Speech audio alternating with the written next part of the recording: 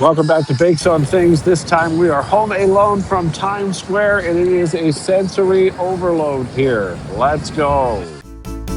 Welcome to Bakes on Things. Here in Times Square, even at midnight, the world feels awake. Screens the size of entire buildings here flash nonstop ads, headlines, sports scores, stock tickers, tourist traps, global brands. It's all here. Everything here demands attention. It hits you all at once. It's loud, it's chaotic, it's completely unfiltered, and yet somehow, even through all of this noise, you're still getting more honest information here than Canadians get from their national media on a calm Tuesday morning. This place, Times Square, which is absolutely insane, is a global symbol of sensory overload. But Canada's media landscape, that's something different. That's curated overload, manufactured overload, a carefully engineered stream of safety and propaganda and government friendly narratives designed to inform you, but also not to inform you, I should say, but to manage you. This episode's not about the ads behind me. It's about the ads you don't see in Canada because the government pays to control what you view. Standing in Times Square makes something crystal clear. Americans live in an environment where information competes for your attention big time. Messages compete, outlets compete, narratives compete, and the strongest one of these messages wins. That's basically it. But in Canada, we don't have competition. We have a curated ecosystem of subsidized narratives that you must hear. A media environment held together by government funding and regulatory threats, and an unspoken agreement that criticizing the sitting Liberal government must never cross your mind. Otherwise, you might get arrested and thrown in jail. But Times Square shows you everything. Canadian media hides everything that might embarrass Mark Carney. If Times Square represents the free market of ideas, CBC then represents the gift shop after the museum closes.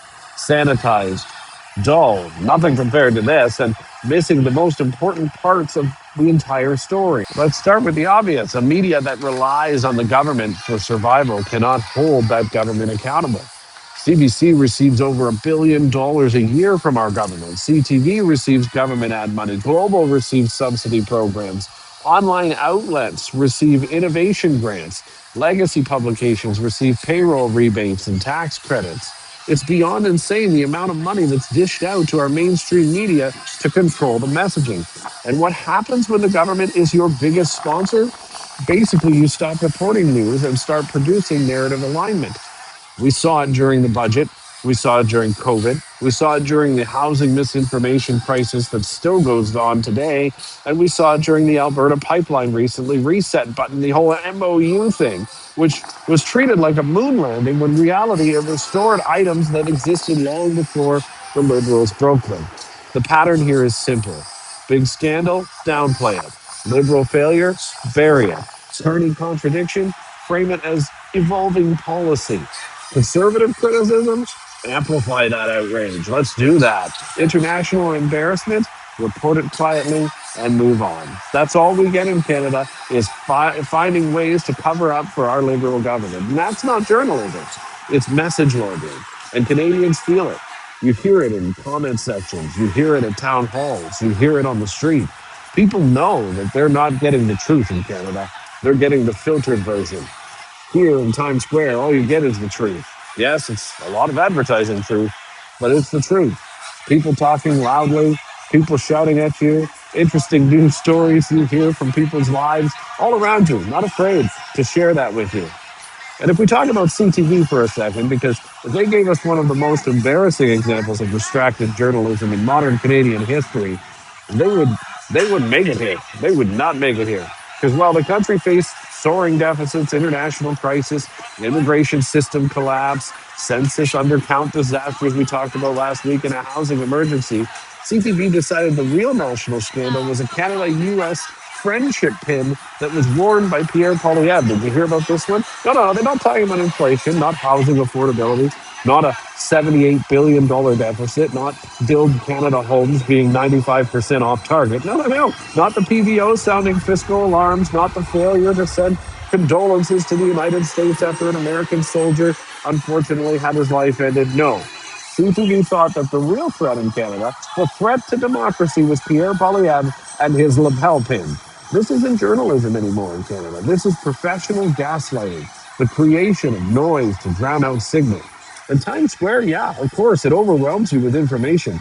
CTV overwhelms you with absolute nonsense. And that's got to stop in our country. Media bias isn't just about what's said, it's about what's not said.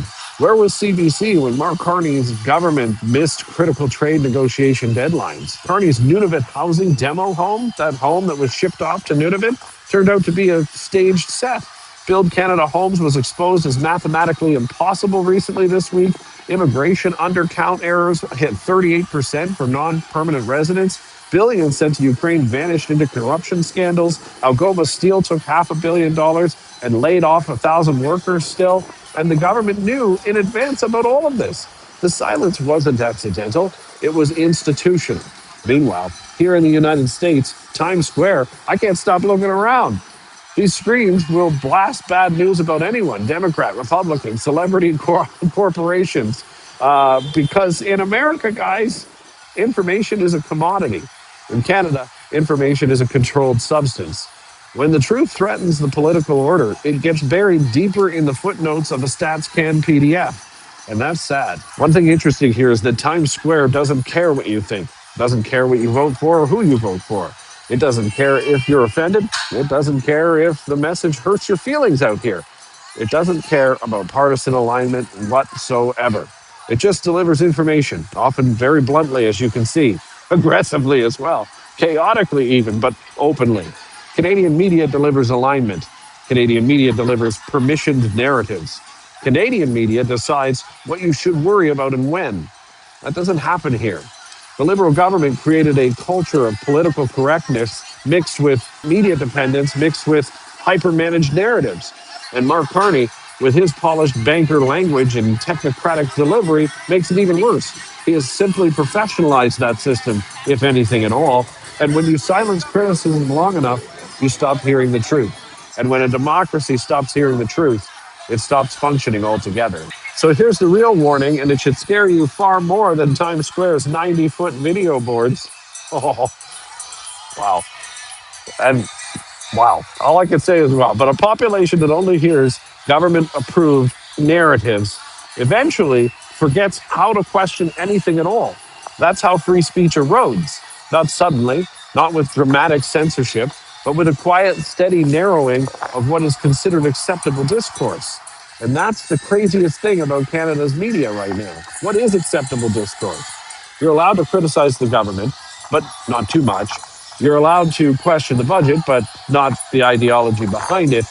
You're allowed to debate, but only within the lines drawn around you and for you. And you're allowed to get outraged, but only at the people the media tells you to be outraged at. That's how free societies become compliant societies. And compliant societies eventually become controlled societies. And I don't think there's any Canadian out there that would want that. Times Square represents the opposite, a wild, uncontrolled flood of information that forces you to discern truth from noise. In Canada, they remove the noise, so you never even get the chance to discern anything about it or to make your own decisions. So standing here in the brightest, loudest, most chaotic information hub in the world, take a look at that. Wow. I realized something. Canada doesn't need less noise. Canada needs less censorship. Canada needs more voices, not fewer. More perspectives, not fewer. More competition, not more subsidized monopoly. More debate, not more narrative discipline. More accountability, not more grant-funded compliance.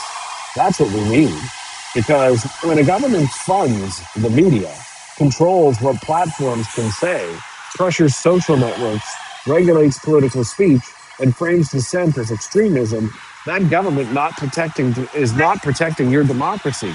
It is not protecting your freedom. It is protecting itself from democracy. Times Square here reminds us that information is supposed to be loud. It's supposed to be a little bit messy. It's supposed to be competitive. It's supposed to be unfiltered. It is supposed to challenge you. It is supposed to distract you sometimes, but enlighten you at others. But most importantly, it is supposed to be free. That's what it's supposed to do. Canada's media forgot that. And until we get it back, our democracy will continue sliding into a curated illusion of transparency. Thanks for watching Big Son Sings Home Alone from Times Square. And nobody's even looking at me weird for filming stuff. Pretty crazy. But truth survives competitions, guys. It dies in captivity. Thanks for watching. Don't forget to like, subscribe, and of course, join the conversation down below.